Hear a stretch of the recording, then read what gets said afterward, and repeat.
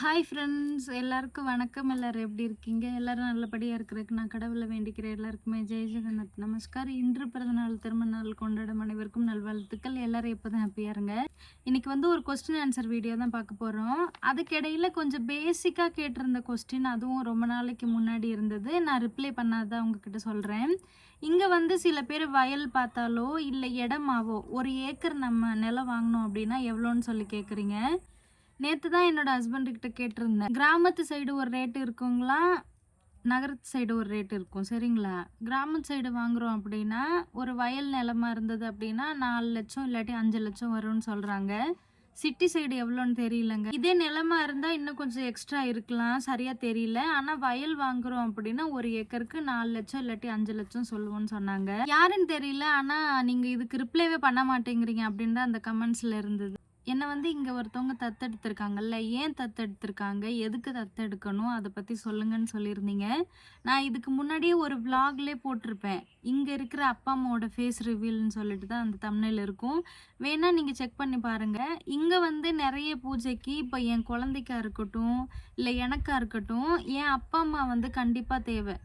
ஏன்னா பேசிக்காக சொல்லணும் அப்படின்னா இங்கே கல்ச்சுரல் ட்ரிங்க்ஸ் எல்லாம் இருக்குல்லங்க, அதுவுமே ஏதாவது ஒரு நல்ல விஷயம் அப்படின்னா நம்ம தாத்தா பாட்டிங்களுக்கு படைக்கிறதுலேருந்து அவங்களுக்குள்ள என் அப்பா அம்மா அப்புறம் என் ஹஸ்பண்டோட அப்பா அம்மா ஷேர் பண்ணிக்கிறதுலேருந்து இது எல்லாமே ஃபாலோ பண்ணுறாங்க. அதனால் கண்டிப்பாக ஒரு அப்பா அம்மா தேவைப்படுங்க. பீகாரில் கல்யாணம் பண்ணியிருக்கிற அந்த சிஸ்டருமே சொல்லுவாங்க, அவங்க என்னை விட மூத்தவங்களா இல்லை சின்னவங்களான்னு தெரியல, அவங்களுமே சொல்லியிருக்காங்க. அதே மாதிரி ஜெயாவுக்குமே இங்கே இருக்காங்கன்னு நினைக்கிறேன். ஆமாம், ஜெயாவுக்குமே ஒரே ஊருக்குள்ளேயா என்னன்னு சரியாக தெரியலங்க, ஆனால் இருக்காங்க. மற்றபடி எனக்கு தெரியல. ஆனால் கண்டிப்பாக இங்கே இருக்கிற நிறைய பூஜைக்கு என்னோட அப்பா அம்மாவை சப்போர்ட் பண்ணுறதுக்கு வேணும்னு சொல்லியிருந்தாங்க. என்னோட அக்கா கல்யாணம் பண்ணியிருக்காங்கல்ல, அந்த வீட்டுக்கு பக்கத்து வீடு, அவங்களோட சித்தி முறை வேணும். எனக்கும் சித்தி முறை தான். ஆனால் நான் சொந்த பொண்ணு மாதிரி, என் ஹஸ்பண்ட் சித்தி முறை தான், அம்மா அப்பான்னு தான் கூப்பிடுவாங்க. ஆனால் மருமக முறை வேணும். அங்கே தான் என்னை தத்தெடுத்திருக்காங்க. எனக்கு இங்கே இருக்கிற அப்பா அம்மாவுக்கு 3 தம்பிங்க. ஒரு தம்பி, எல்லாருமே சின்னவங்க தான் என்னை விட. பெங்களூரில் வேலை செய்கிறான். இன்னொருத்த வீட்டு பக்கத்தில் வேலை செய்கிறான் தான். அந்த அளவுக்கு சரியாக யாரும் படிக்கல. 3வது பையன் படிச்சிட்ருக்கான். அதுக்கப்புறம் கெட் ரெடி வித் மீ விலாகில் நீங்கள் மேக்கப் பண்ணுறது, என்னென்ன ப்ராடக்ட் யூஸ் பண்ணுறீங்கன்னு சொல்லி காமிங்கன்னு சொல்லியிருக்கீங்க. நான் இதுக்கு முன்னாடி நிறைய டைம் மேக்கப் வீடியோ அப்லோட் பண்ணியிருக்கேங்க. குளிர்காலத்தில் ஒரு மாதிரி மாய்ஸ்சரைசர்லாம் யூஸ் பண்ணுவோம், அதை காமிச்சிருப்பேன். வெயில் காலத்துலலாம் அந்த அளவுக்கு மேக்கப் போட மாட்டேங்க, ரொம்பவே வேர்க்கும். இதுக்கு முன்னாடி அப்லோட் பண்ணதையே தொடர்ந்து மறுபடியும் அப்லோட் பண்ணிக்கிட்டு இருந்தோம் அப்படின்னா யூடியூப் காப்பிரைட் கிளைம் கொடுத்துருவாங்க. அதனால் ப்ராடக்ட் மட்டும் சும்மா காமிக்கிறேன், நீங்கள் பாருங்கள். அதிகமாக வெயில் காலத்தில் இந்த கேண்டிட் டஸ்டிங் பவுடர் தான் யூஸ் பண்ணுவேன். தேஜுவுக்கும் சரி எனக்கும் சரி. ஏன்னா ரொம்ப வேர்க்குங்க எனக்கு. நீங்கள் ஆல்ரெடி வீடியோவில் பார்த்துருக்கலாம். இந்த பிருவத்துக்கு இடையில இந்த மாதிரி இடம் கூட, இங்கே கூட வேர்க்குரு வரும். அதனால் நான் இந்த பவுடர் தான் போடுவேன். அதுவும் எப்போயாவது தேவைப்பட்டால் தான், இல்லாட்டி சும்மா மார்க்கெட் போகிறது இல்லை வீட்டில் இருக்கிறது அப்படின்னாலும் ஜஸ்ட்டு ஃபேர் அண்ட் லவ்லி மட்டும் தான். இப்போ கூட ஃபேர் அண்ட் லவ்லி மட்டும் தான் போட்டிருக்கேன், வேறு எதுவும் இல்லை. இங்கே கிடைக்கிற பொட்டு 10 ரூபாய்க்கு வாங்குறது. அதுக்கப்புறம் லிப்ஸ்டிக்குமே நான் ஆல்ரெடி உங்ககிட்ட காமிச்சிருப்பேன். இதுவுமே லிக்விட் லிப்ஸ்டிக் தான். இங்கே இருக்கிற கடையில் வாங்கினேன். பிராண்டெல்லாம் எனக்கு தெரியல, நெக்லஸோ என்னமோ இருக்குது, 50 ரூபாய்க்கு வாங்கினேன். இது ஃப்ளிப்கார்ட்டில் வாங்கினது, நான் ஆல்ரெடி டேக் பண்ணியிருப்பேன்.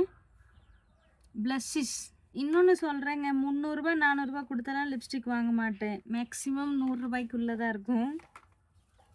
அதுக்கப்புறம் ஃபேர் அண்ட் லவ்லி சன்ஸ்க்ரீன் நான் ஆல்ரெடி சொல்லியிருப்பேன். இங்கே பாருங்கள், ரொம்ப நாளாக இது தான். அதுவும் நான் வெளியே போனால் மட்டும்தாங்க இப்போல்லாம் சன்ஸ்க்ரீனே போடுறது. ஏன்னா வீட்டில் இருக்கும்போது எனக்கு வேலையே சரியாக இருக்குங்க, ரொம்ப வேர்க்குங்க. அதனால் வீட்டில் இருக்கும்போது நான் அதிகமாக சன்ஸ்க்ரீன் போட மாட்டேன். ஆனால் வெளியே போனால் கண்டிப்பாக போடுவேன். ப்ளம்ப், அதில் rice water niacinamide hybrid sunscreen பாருங்கள், 50 PA+++.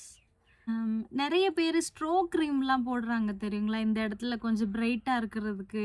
அதை இன்னுமே தெளிவாக சொல்லணும் அப்படின்னா கொஞ்சம் மேக்கப் போட்டது மின்னணும், மின்றது அந்த மாதிரிலாம். இது அப்படி இருக்கும். ஆனால் ஸ்ட்ரோக் க்ரீம் மாதிரி இல்லைனாலும் கொஞ்சம் நல்லாயிருக்கும்.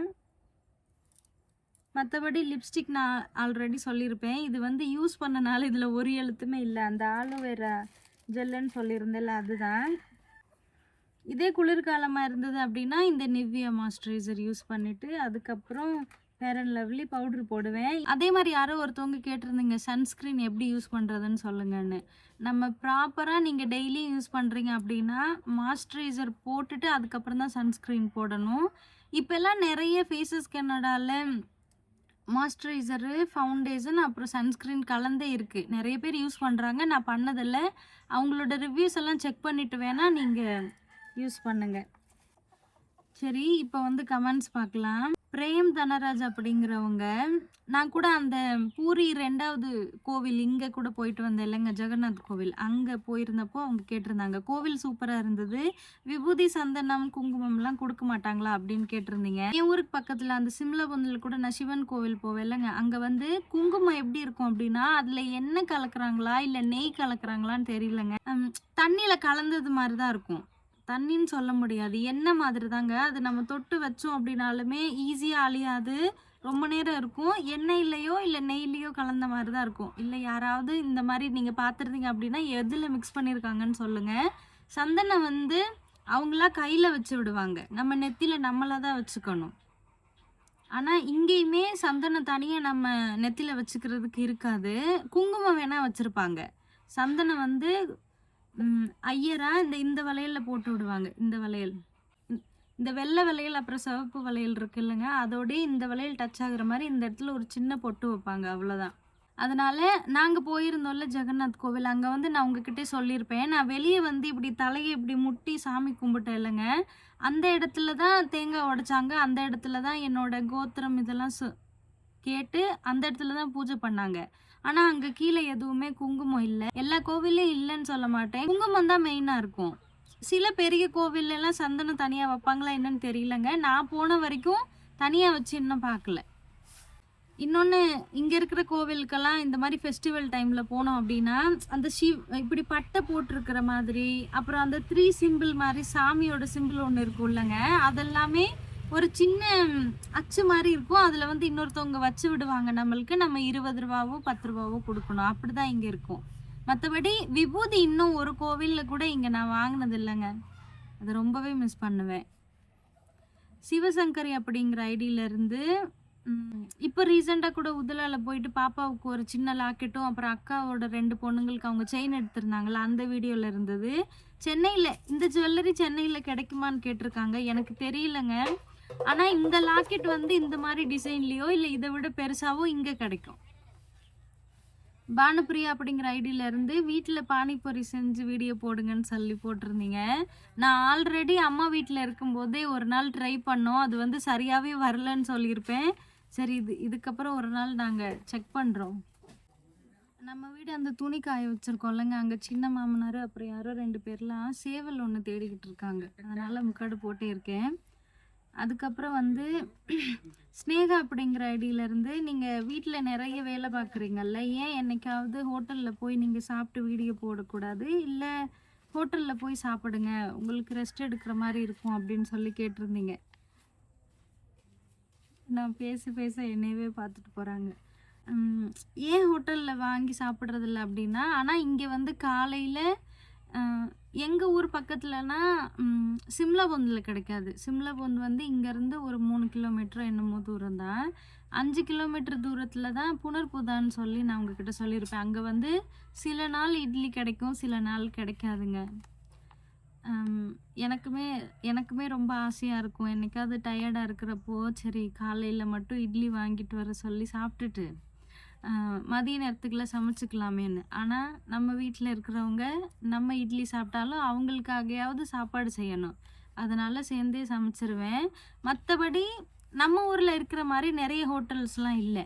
இங்கே கிடைச்சாலும் அது ஒரு சில ஹோட்டலில் தான். இன்னொன்று, புனர்புதாவில் ஒரே ஒரு ஹோட்டலில் தான் காலையில் இட்லி கிடைக்கும், ஈவினிங் டைமில் மசால் தோசை கிடைக்கும், அதிகமாக இல்லைங்க. அதனால் கன்ஃபார்மாகவும் சொல்ல முடியாது டெய்லியும் கிடைக்கும்னு, அதனால் வாங்குறதில்ல. இன்னொன்று, லன்ச் டைமில் நிறைய ஹோட்டல் இருக்குது, ஆனால் இங்கே ஒன்று இருக்குது. மற்றபடி எங்கே இருந்தாலுமே லன்ச் டைமில் பிரியாணியோ இல்லை மீல்ஸ் வெஜ்ஜாகவும் சாப்பிடலாம், நான்வெஜ் வந்து மட்டன் சிக்கன் மீன் எல்லாமே கிடைக்கும். எங்கேயாவது ட்ராவல் விலாக் போனோம் அப்படின்னா வீட்டுக்கு வர்றதுக்கு லேட் ஆகுதுங்கும்போது லன்ச் டைமில் சாப்பிட்ருக்கோம். மற்றபடி ஹோட்டல்லையே சாப்பிட்றதுக்காக எங்கேயும் ட்ராவல் பண்ணதில்லை. ஒருவேளை ஏதாவது பெஸ்ட்டு ஹோட்டல் பக்கத்தில் எங்கேயாவது இருந்தால் ஒரு நாள் நாங்கள் போகிறோம். திலகவதி அப்படிங்கிற ஐடியிலேருந்து நம்ம தமிழ்நாட்டில் ஃபுல்லாக பழத்தோடு பறித்து இந்த கமெண்ட் வந்து நான் முந்திரி பழ தோட்டத்துக்கு போயிருந்தோம்ல அப்போ வந்திருந்தது. பாருங்கள் எவ்வளோ லேட்டாக ரொம்ப நாள் ஆச்சு கொஸ்டின் ஆன்சர் வீடியோ போடவே இல்லை. நம்ம தமிழ்நாட்டில் ஃபுல்லாக பழத்தோடு பறித்து ஒரு இடத்துல போட்டு அப்புறம் பருப்பு தனியாக திருவி எடுப்பாங்க. அங்கே எப்படி ஹார்வெஸ்ட் பண்ணுவாங்க கொஞ்சம் தெளிவாக சொல்லுங்கன்னு இருக்குது. அன்றைக்கி நாங்கள் வீடியோ எடுக்க போயிருந்தோம் இல்லைங்க, அப்பயுமே தோட்டத்துக்காரங்க அங்கே இருந்தாங்க. எனக்கு தெரிஞ்சு ஒவ்வொரு மரமாக தான் அவங்க எடுக்கிறாங்க, தனியாக பிரித்து இல்லை. இப்போ வரைக்கும் மரத்துக்கு கீழே தான் அந்த பழத்தெல்லாம் உதிர்ந்துருக்கும் இல்லைங்க, அந்த பழமெல்லாம் பார்த்துருக்கேன். மற்றபடி ஒரு இடத்துல பழத்தெல்லாம் குமிச்சு போட்டு பிரிக்கிறது பார்த்ததில்ல. இவங்க ஒவ்வொரு மரமாகவே எடுக்கிறாங்கன்னு நினைக்கிறேன். ஏன்னா நாங்கள் அன்னைக்கு அவ்வளோ பேர் இருந்தாங்க. அதில் வந்து சாக்கில் அந்த முந்திரி விதையெல்லாம் கட்டி அப்போ தான் லோடு இறக்கிட்டு உட்காந்துருந்தேன் அப்படின்னு சொல்லிட்டு என் ஹஸ்பண்ட்கிட்ட பேசிகிட்டு இருந்தாங்களே தவிர அவங்க உட்காந்துருந்த இடத்துலையுமே நிறைய பழமெல்லாம் குமிச்சு இருக்கிற மாதிரி நான் பார்க்கல. அதனால சொல்கிறேன். இப்போ கூட ரீசெண்டாக போட பீட்டான்னு சொல்லி ஒன்று பண்ணல. நான் நினச்சேன் மிக்சியில் தான் திரிகிற மாதிரி அரைச்சிடலான்னு சொல்கிறாங்கல்ல, அதனால் இப்படியே இருக்கட்டும்னு சொல்லிட்டு கொஞ்சம் பெரிய பெரிய பல்லாக கட் பண்ணி வச்சுருந்தேன். அதையுமே சில பேர் சொல்லியிருந்தீங்க சின்ன சின்ன பீஸாக பல்ஸ் மோடில் ட்ரை பண்ணிங்க அப்படின்னா கண்டிப்பாக தேங்காய் திருவின மாதிரி வரும்னு சொல்கிறீங்க. எனக்கு அதை விட கையில் திருகிறது ரொம்பவே ஈஸின்னு நினைக்கிறேங்க. நம்ம வீட்டில் கூட ஒன்று வச்சுருக்கோம்ல கம்பி மாதிரி, அதுவே ஈஸியாக தான் இருக்குது. சரி இன்னொரு நாள் ட்ரை பண்ணுறேன். அதுக்கப்புறம் சுமி அப்படிங்கிற ஐடியிலேருந்து வில்லேஜை சுற்றி காமிச்சு வீடியோ போடுங்கன்னு போட்டிருக்கீங்க. இதோட 2 டைம் வில்லேஜ் டூர் விலாக் நான் எடுத்துட்டேங்க. ஆல்ரெடி நான் உங்ககிட்ட சொன்ன மாதிரி தான் யூடியூப்பில் வந்து நிறைய ரூல்ஸ் வந்துருச்சு. நான் நேற்று அப்லோட் பண்ணியிருந்தேன்ல வீடியோ, அதில் வந்து நிறைய பேர் குளிச்சுக்கிட்டு இருந்திருப்பாங்க. அதில் வந்து நான் எடிட் பண்ணும்போது தான் நான் பார்க்கணும், இப்போது யாரோட ட்ரெஸ் கோடாவது பார்க்க முடியாத மாதிரியோ காமிக்க முடியாத மாதிரியோ இருக்குது அப்படின்னா அதை நான் பிளர் பண்ணணும். அதை வந்து எடுத்துடலாம், இல்லாட்டி கட் பண்ணிடலாம். இந்த மாதிரி நிறைய விஷயம் இருக்குங்க. ஆல்ரெடி அப்லோட் பண்ண வீடியோவை மறுபடியும் அப்லோட் பண்ண முடியாதுங்க. அதனால் வேறு எங்கேயாவது கிளம்புறோம் இல்லை இந்த இடத்துல இருக்கோம். இப்போது இதுக்கப்புறம் வந்து நாவற்பழம் சீசன் வந்துருச்சு. அதனால் நான் நவாப்பழம் பறிக்க போகும்போது நான் காமிக்கிறேன். கொஞ்சம் கொஞ்சமாக ஓரளவுக்கு சுற்றி காமிக்கிறேன். அதுக்கப்புறம் மேகி கேலரின்னு தான் அந்த ஐடி இருந்தது. உங்கள் பேங்கிள் கலெக்ஷன் வீடியோ போடுங்கன்னு சொல்லியிருந்தீங்க. நான் அதிகமாகவே புதுசாக பேங்கிள் வாங்கினேன் அப்படின்னா கண்டிப்பாக உங்ககிட்ட சொல்லிடுவேங்க. இப்போ வந்து நான் போட்டிருக்கிறது உங்களுக்கு ஆல்ரெடி தெரியும் நினைக்கிறீங்க. பாருங்கள், இது வந்து லேமினேஷன் வளையல். ஒரு மாதிரி கொஞ்சம் மின்னுற மாதிரி இருக்குல்ல, மேலே லேமினேஷன் இருக்கிறனால அப்படி இருக்குது. இதில் எதுவுமே லேமினேஷன் இல்லை பாருங்கள், அதனால் அந்த அளவுக்கு தெரியாது. இது வந்து இப்போ புதுசாக வாங்கினேன். மயில் மாதிரி இருந்தது, நான் ஆல்ரெடி பின்னாடி காமிச்சேன். என்கிட்ட இப்போதைக்கு இருக்கிறத நான் உங்ககிட்ட காமிக்கிறேன். என்ன இருந்தாலும் சரியாக ரெஸ்பான்ஸ் பண்ணணும் இல்லைங்க. இது வந்து சாவித்திரி பூஜையில் மல்டி கலராக ஃபுல்லாக ஸ்டோன் இருக்கும், பூ வச்ச மாதிரி ரீசெண்டாக வாங்கினது. இன்னொன்று நான் வந்து யூஸ் அண்ட் த்ரோவாக தாங்க வாங்குவேன். இந்த சேலைக்கு மேட்சிங்காக போடுறது அதெல்லாம் எனக்கு என்னவோ இந்த வளையல் எல்லாத்தையும் போட்டுட்டு அது அந்தளவுக்கு செட் ஆகாதோ அப்படின்னு தோன்றனால நான் மேட்சிங் எடுக்கிறது இல்லை. இல்லாட்டி தமிழ்நாட்டில் இருக்கும்போதெல்லாம் அதிகமாக மேட்சிங்காக போடுவேன். இதுவுமே ஆல்ரெடி நான் போட்டிருந்தது தான். இங்கே பாருங்கள், பச்சை கலர்லேயே இது வந்து வெள்ளை ஸ்டோனு, இதில் வந்து கோல்டன் ஸ்டோனில் ரோஸ் இருக்கும், தெரியுதுங்களா? ஆல்ரெடி போட்டிருந்தது, அந்தளவுக்கு இன்னும் பழசாகலை. வீட்டிலே போட்டு பழசாக்கிட்டு வச்சிடணும். ஒன்று ட்ரெஸ்ஸிங் டேபிளில் இருக்குது, இன்னொன்று நான் தேடிக்கிட்டே இருந்தேன். இது வந்து அக்கா எனக்கு கொண்டுட்டு வந்தாங்க. இதுவுமே லேமினேஷன் வளையல் தான், டிஃப்ரெண்ட் தெரியும்னு நினைக்கிறேன். சைடு இங்கே ஃபுல்லாக ஒயிட் ஸ்டோன் இருக்குது, நடுவில் பூ மாதிரி ஸ்டிக்கர் இருக்குது.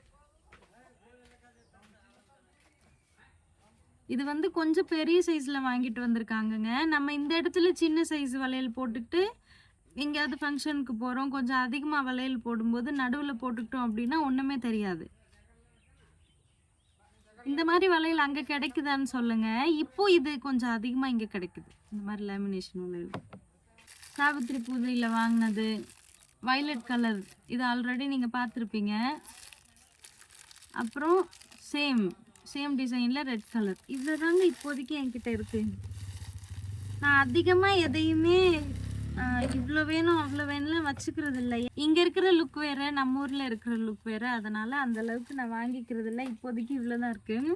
ஆனால் ரீசன்ட் டேஸில் இன்ஸ்டாகிராமில் வீடியோ வருது. இன்ட்ராப் பேங்கிள் இருக்கும், double heart, triple heart bangle, இதெல்லாம் சூப்பராக இருக்குது. ஒரு பாக்ஸ் ஃபுல்லாக வச்சுட்டு மேட்சிங்காக இயரிங் இருக்கிற மாதிரி. எவ்வளோன்னு தெரியல. நிறைய பேர் யாரெல்லாம் அந்த பேங்கிள் ரெடி பண்ணுறாங்களோ அவங்க வந்து அவங்களாம் வீடியோவில் பேசுவாங்க. ஒரு கஸ்டமர் வந்து அவங்க ஒய்ஃப்க்கு கொடுக்கணும், அவங்க ஃப்ரெண்ட்ஸுக்கு கொடுக்கணும், அவங்க தங்கச்சிக்கு கொடுக்கணும், சில பேர் அம்மாவுக்குமே கொடுக்குறாங்க, வாங்கி கொடுக்குறாங்க. அதில் வந்து 12 செட்டு மாதிரி இருக்கும். அதுலேயுமே 12 வளையல் வந்துடும் நினைக்கிறேன். நல்லாயிருக்கும். அது கூட எக்ஸ்ட்ரா இப்போ ஒரு பொட்டிக்கில் நம்ம பர்ச்சேஸ் பண்ணுறோம் அப்படின்னா நம்மளை வெல்கம் பண்ணுறதோ இல்லை நம்ம பர்ச்சேஸ் பண்ணதுக்கு தேங்க் பண்ணுற மாதிரி சின்ன சின்ன கிஃப்டெல்லாம் சேர்த்துமே கொடுக்குறாங்க.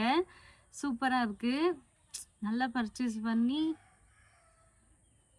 பர்ச்சேஸ் பண்ணி நீங்கள் உங்களுக்கு சூப்பராக க்ரியேட் பண்ணி ஹாப்பியாக இருங்க. இவ்வளோ தாங்க எங்கிட்ட பேங்கிள் கலெக்ஷன். அந்த மாதிரிலாம் பார்க்கும்போது ஆசையாக இருக்கும். ஆனால் நம்ம ஊரில் போடுற மாதிரி இப்போ ஒரு ரெயின் ட்ராப் வளையல் வந்து இப்போ நான் ஒரு ஏதாவது ரெட் கலரே கூட சேலை கட்டியிருக்கேன் அப்படின்னாலும் 6 வளையலும் ஒரே மாதிரி யூஸ் பண்ண முடியாது. ஒரு 3 வளையல் போட்டுக்கலாம். அதுக்கப்புறம் ஏதாவது ஒரு மிங்கிளான வளையல் போடணும். இங்கே அப்படி தான் இருப்பாங்க. கொஞ்சமாவது இடத்துக்கு தகுந்த மாதிரி மாறணும். இல்லாட்டி நம்ம வந்து கோமாளி ஆயிடுவோம் அந்த இடத்துல.